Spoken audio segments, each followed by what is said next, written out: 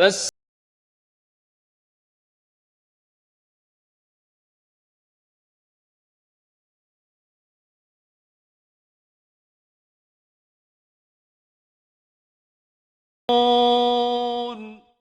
لجنۃ العلماء للافتاء فتویٰ نمبر 10 تاریخ 11 جولائی 2020۔ سوال: ہر سال قربانی کے موقع پر بعض لوگ یہ کہنا شروع ہو جاتے ہیں کہ قربانی کرنے کی بجائے اتنی رقم کسی غریب کو صدقہ کر دی جائے تو زیادہ بہتر ہے، کیا یہ درست ہے؟ جواب: الحمد للہ والصلاۃ والسلام علی رسول اللہ، اما بعد۔ قربانی سنت ابراہیمی ہے اور اسوہ حسنہ بھی۔ ارشاد باری تعالی ہے: فصل لربک وانحر، اپنے رب کے لیے نماز پڑھیے اور قربانی کیجیے۔ قربانی کسی اہمیت کے پیش نظر رسول اللہ صلی اللہ علیہ وسلم نے فرمایا: من کان لہ ساعۃ ولم یضحی فلا یقربن مصلانا، جو شخص قربانی کی طاقت رکھنے کے باوجود قربانی نہ کرے وہ ہماری عیدگاہ کے قریب نہ آئے۔ رسول اللہ صلی اللہ علیہ وسلم کا معمول رہا کہ آپ ہر سال قربانی کیا کرتے تھے۔ یہی سنت مبارکہ بعد میں صحابہ و تابعین اور آج تک مسلمانوں میں جاری و ساری ہے۔ بلا شبہ صدقہ و خیرات اور غرباء و مساکین کی مدد افضل ترین اعمال میں سے ہے، لیکن یہ قربانی کا متبادل نہیں ہو سکتا۔ اللہ نے ہم پر نماز فرض کی ہے، دن میں 5 مرتبہ وقت نکال اس فریضہ کی ادائیگی ضروری ہے، لیکن کوئی شخص کہے کہ جو وقت میں نے نماز میں صرف کرنا ہے بہتر ہے کہ اس وقت میں اللہ کے بندوں کی خدمت کر دوں، تو ایسا شخص فریضہ نماز کا تارک ہونے کے سبب سخت ترین تادیب و سزا کا مستحق ہے۔ ہاں، اگر کوئی نماز کی ادائیگی کے ساتھ ساتھ خلق خدا کی خدمت بھی کرتا ہے تو یہ بہترین کام ہے۔ بالکل اسی طرح قربانی کی سنت جانوروں کا خون بہانے سے ادا ہوتی ہے۔ صدقہ و خیرات کر دینا اس سے کفایت نہیں کرے گا۔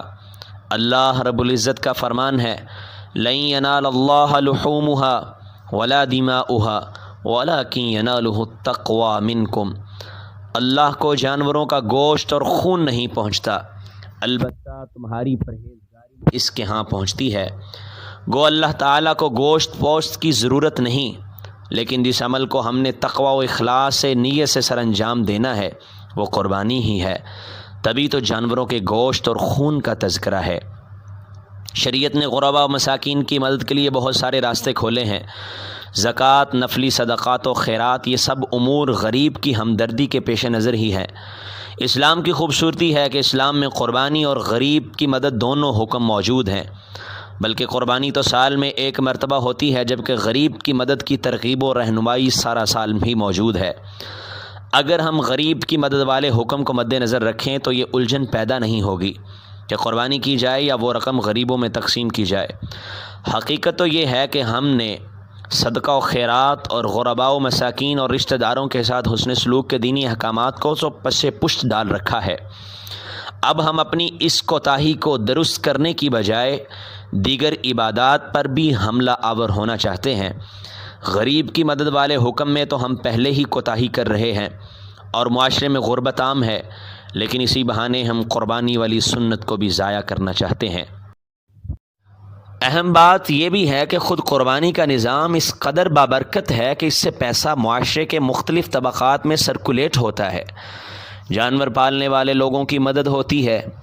ایک اندازے کے مطابق ہر سال 4 کھرب روپے سے زیادہ کا مویشیوں کا کاروبار ہوتا ہے۔ 13 ارب روپے سے زیادہ چارے کے کاروبار والے کماتے ہیں۔ 23 ارب روپے قصائی مزدوری کے طور پر کماتے ہیں۔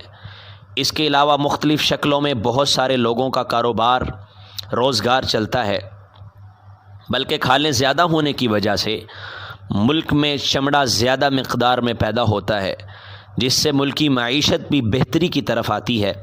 ثابت ہوا کہ قربانی صرف عبادت و سنت ہی نہیں بلکہ غریب کی ہمدردی اور ملکی معیشت کی بہتری کا زبردست ذریعہ بھی ہے۔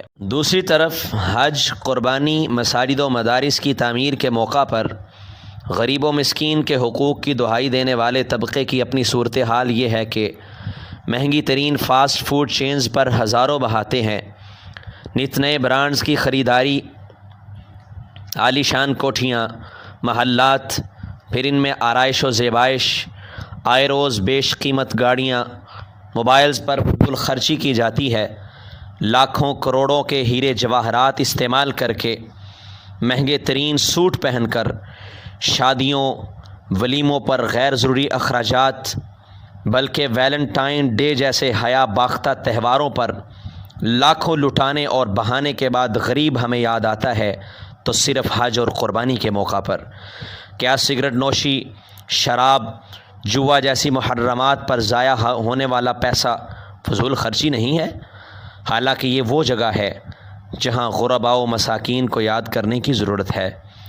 حقیقت یہ ہے کہ شاعر اسلامیہ پر اس قدر سستی تنقید و ہلکی جملے بازی کرنے والوں کو غریب سے ہمدردی ہے، نہ قربانی پر ذبح ہونے والے جانوروں سے کوئی پیار، بلکہ انہیں بغض و کراہیت ہے اس دین اسلام سے جو ایک مکمل ضابطہ حیات ہے، جو اللہ مالک الملک کے حقوق کی اہمیت واضح کرنے کے ساتھ مخلوق خدا کی بہتری و ترقی کے لیے بھی بہترین رہنمائی کرتا ہے۔